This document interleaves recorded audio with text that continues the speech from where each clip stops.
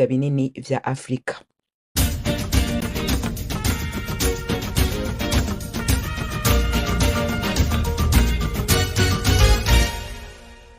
Amakuru mu karere k'ibiyaga binini vya Afrika tuyahera mu vy'umutekano wa Republika ya Demokarasi ya Kongo. Umukuru w'umurwi watuye urwaneho uharanira inyungu n'umutekano w'abanyamurenge Colonel Makanika yaraye yishwe. Abarwanyi b'uwo murwi bavuga ko yahitanywe n'amasasu drone yarashe mu birindiro vyabo birahitwaga Kangara, ni muri secteur ya Nganja, aha ni muri territoire ya Fizi, intara ya Kivu y'Epfo.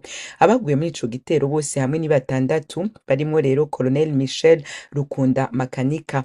Bamwe mu banyagihugu baba mu Minembwe babonye iyo drone bavuga ko yaciye mu kirere ca Gahwera ija kurasa ibirindiro vya Twirwaneho, haba igisirikare ca leta ya Kongo canke iyindi mirwi igwanira muri Kongo. Nta numwe arigamba ico gitero cahitanye Colonel Makanika n'abandi batanu mu bo bari kumwe.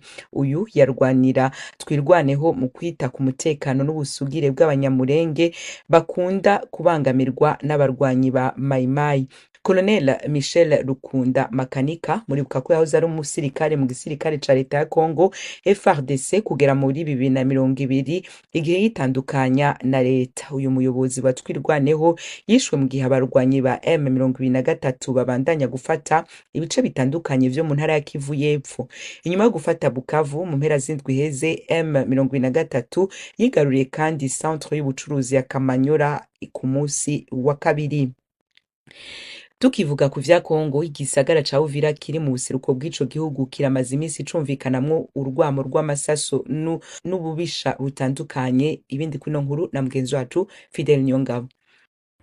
Ababa mu gisagara ca Uvira n'abategetsi baho batangaje ko habaye ubusahuzi n'ubwicanyi bw'abantu batari bake. Bavuga kandi ko ibiziga by'abantu bishwe vyari mu mabarabara. Bamenyesheje kandi ko abasirikare ba leta bafashe ku nguvu bwato kugira bahunge baciye mu kiyaga Tanganyika.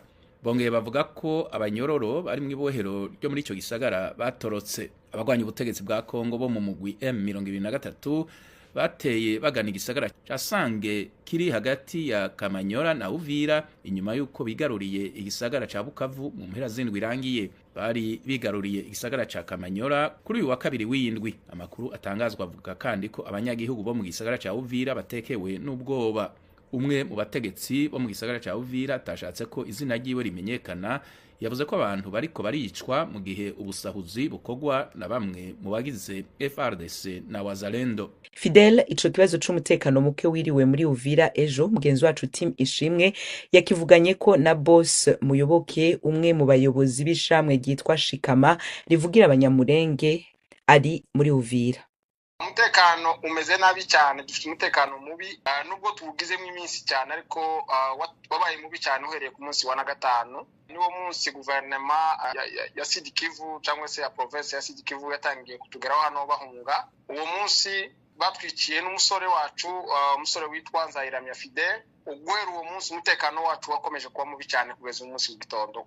Uwo musore uvuze yishwe nande kubera iki? Yishwe n'abita Wazalendo, abo twebwe twita abamayimayi. Abamayimayi no bamwishe ubwo yaratembereye yavuye muri quartier agiye mu yindi bahita bamurasa bamuziza ko ngo ni M23.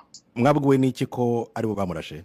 Bamaze kumufata, harabatumenyesheje ko bamufashe mu gihe dutangiye guhamagara inzego z'umutekano. Ubwo deja twabonye bamaze gushira foto yiwe kuri rezo sociaux, bamaze kumwica. Ubu tuvugana muri kano kanya umutekano umeze gute? Hari amasasu ari kumvikana aho ngaho re? Amasasu guhera uwo munsi wa gatanu yabaye menshi, twayarayemo na niposho twayiriwemo tuyararamo. Niyinga ntabwo abantu bigeze basenga, abantu biri mu masasu kugeza umugoroba. Amasasu yagabanutse ku wa mbere no ku wa kabiri. Uyu